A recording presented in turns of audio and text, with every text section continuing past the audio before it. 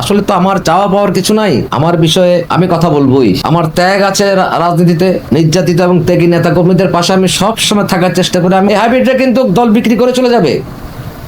BNP যদি 5 বছর ক্ষমতায় থাকে 5 বছর থাকবে, নেক্সট নির্বাচনে যদি বিএনপি ক্ষমতা আসে আবার ওরা আসবে।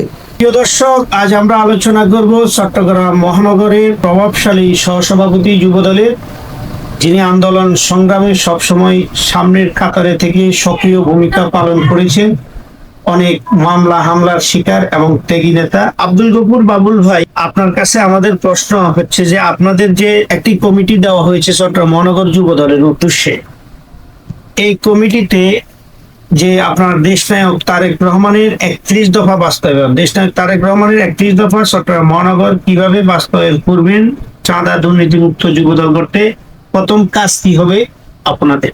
ধন্যবাদ চট্টলা টিভিকে। চট্টগ্রাম মহানগর যুবদল নিয়ে যে কথাগুলো আপনি বললেন, চট্টগ্রাম মহানগর যুবদল 2018 সালে চট্টগ্রাম মহানগর কমিটি ঘোষিত হয় সুপার 5-এর মাধ্যমে। এরপরে পূর্ণাঙ্গ কমিটি চট্টগ্রাম মহানগর যুবদলে দেওয়া হয়।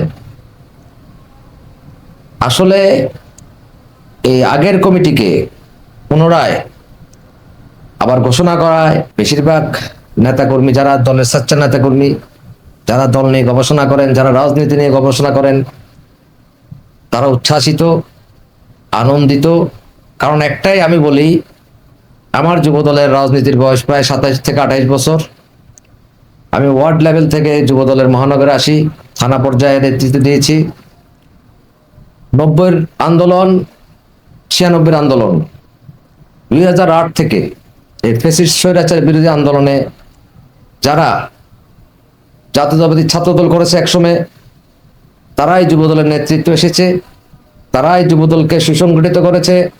এবং এই যুবদলে ম্যাক্সিমাম 75% ছাত্রদল থেকে এসেছে।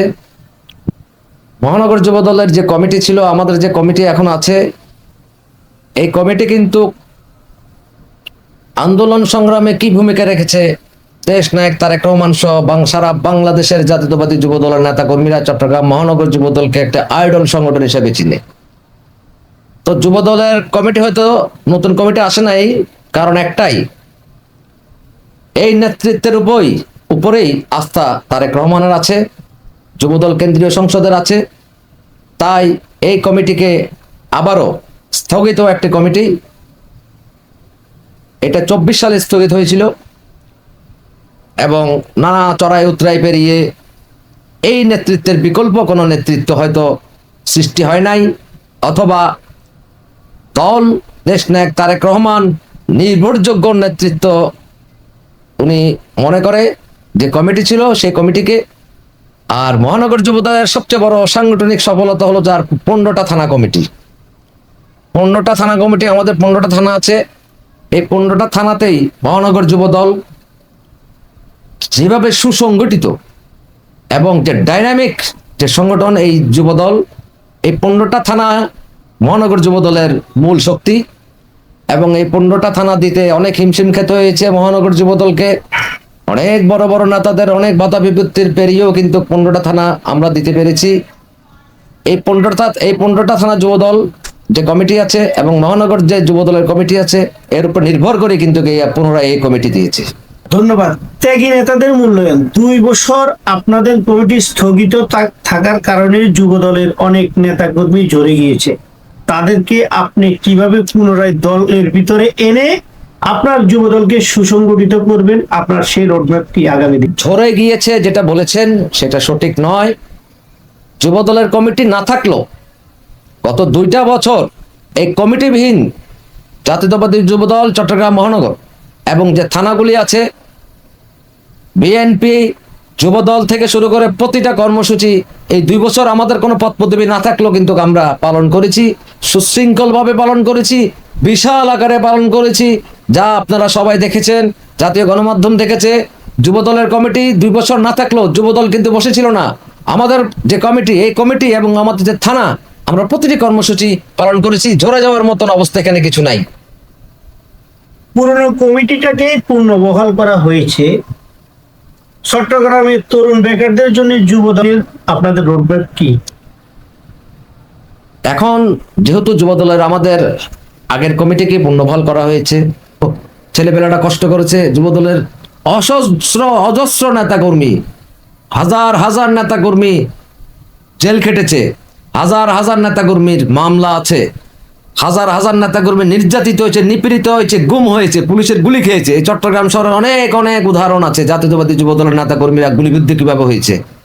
তো দেশনায়ক তারেক রহমানের কাছে আমাদের আকুল আবেদন থাকবে, দলের দুঃসময় নেতাকর্মীদেরকে যিনি মূল্যায়ন করে, এবং বিশেষ করে আমি যেহেতু যুবদলের প্রতিনিধি, আমি চাবো আমার যুবদলের নেতাকর্মীরা যেন স্বাবলম্বী হয়, ওনারা কাজ করে, চাকরি বাকরি করে, অথবা ওনারা ব্যবসা বাণিজ্য করে, ওনারা যেন স্বাচ্ছন্দ্য বোধ করে একটা জীবন সুন্দর উপভোগ করতে পারে, এই কামনাই আমি করি। আপনার কাছে আমার শেষ একটি প্রশ্ন, সেটা হচ্ছে যে অনেকেই খুবই আক্ষেপ করে বলছেন যে আমরা যখন দুঃসময়ে মিছিলে মিটিংয়ে গিয়েছিলাম, প্রত্যেকটা প্রোগ্রামে পুলিশের মামলা হামলার ভয় উপেক্ষা করেও আমরা প্রোগ্রামে অংশগ্রহণ করেছি। বাট 5 তারিখ আন্দোলনের পরে ওই নেতাগুলো, ওই কর্মীগুলো অবহেলিত। 5 তারিখের পরে যারা আসছে তারা এখন সামনের সারিতে নেতাদের সাথেই থাকে, সবসময় ক্যামেরা বন্দি। এই বিষয়টা নিয়ে আপনার মতামত? এই বিষয়টা নিয়ে আমি 5 তারিখের পরে আমার মনে হয় চট্টগ্রাম মহানগরে যদি কেউ কোনো কথা বলে, আসলে তো আমার চাওয়া পাওয়ার কিছু নাই, আমার বিষয়ে আমি কথা বলবোই। আমার ত্যাগ আছে রাজনীতিতে, নির্যাতিত এবং ত্যাগী নেতাকর্মীদের পাশে আমি সব সময় থাকার চেষ্টা করি, আমি অনেক কথা বলেছি। তো এগুলো আসলে যারা 5 তারিখের পরে দলে এসে নেতাদের সাথে বিভিন্নভাবে ইয়ে করছে, আমি আর অনেক সাক্ষাৎকারও বলেছি।